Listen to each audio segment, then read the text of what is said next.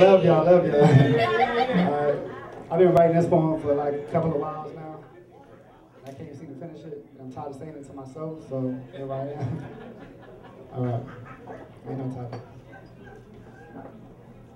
It literally took me a concoction of internal damages before I gained the chance to analyze the cause of all that is wrong in my life.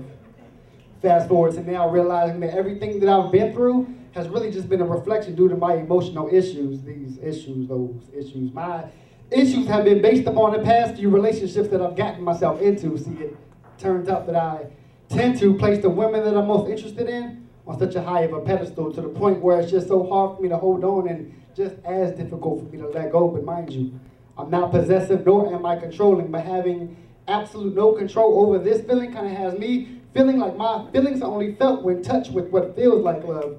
See, I have an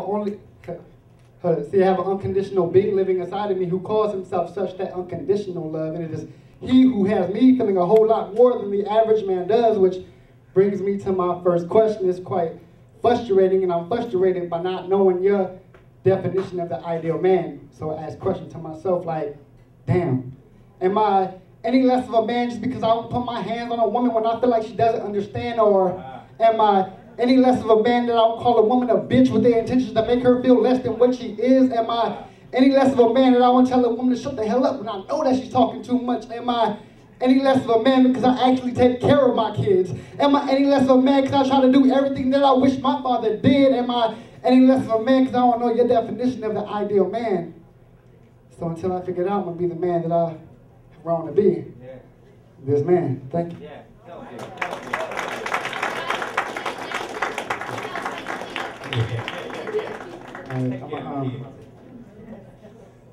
Before I started something, I had wrote this poem this time last year. My birthday had just passed, and I was going through some stuff. It was cool. I liked it. Before I say this poem, I'm gonna do a haiku. Okay. And it goes like, black of the berry. They say the sweeter the juice is. I keep a sweet tooth. Okay. Boom. All right, so like this.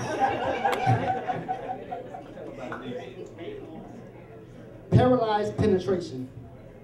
See, we penetrated in every place we ever met face to face, and it was amazing.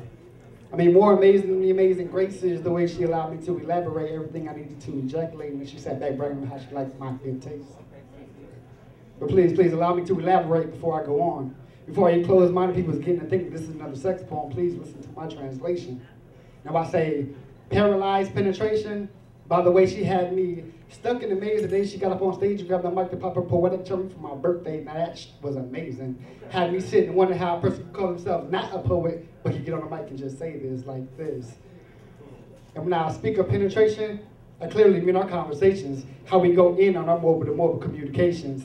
I love her infatuation. I love her infatuation, but always wanted me to say something amazing. So I then just sit with anticipation, and with no complications, I created creation so amazing with the determination, leave the indentation, or patience to ever make it worth the wait. And with no satisfaction, or with the satisfaction, no accusation, just the satisfaction, and her attraction for me then grows from my actions. And from such, fornication and deep penetration has then been taking place. So I guess it's safe to say that I have been involved outside of my race. Thank you. Okay.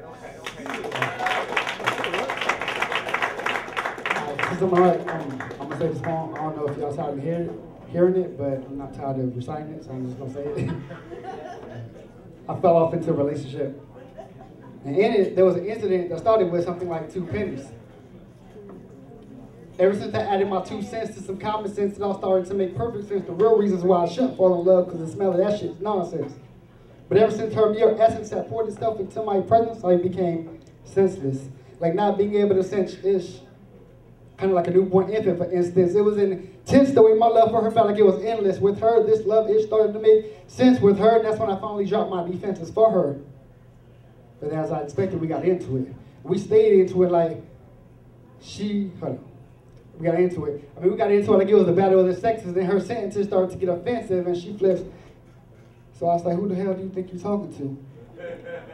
And she was like, okay, now you want to act like you don't know me. See, I told you all you care about is your damn poetry.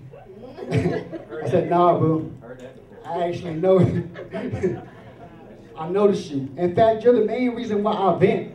Exposing my innocence, balancing out my intelligence with my ignorance, boosting my confidence every time I add my 2 cents into whatever your deliverance is, hoping this added audience of generous compliments so I can go out with a whole lot more than I came in with. Like when I was trying to make $1 out of 15 cents. Okay. Not having a dime or a nickel, but still managing to make sense of this incident that started with something like 2 pennies. And although it might not make a lot of sense to y'all, I know the one thing it did make is a change in our relationship. So I only say that to say this, chick. Peace. Peace.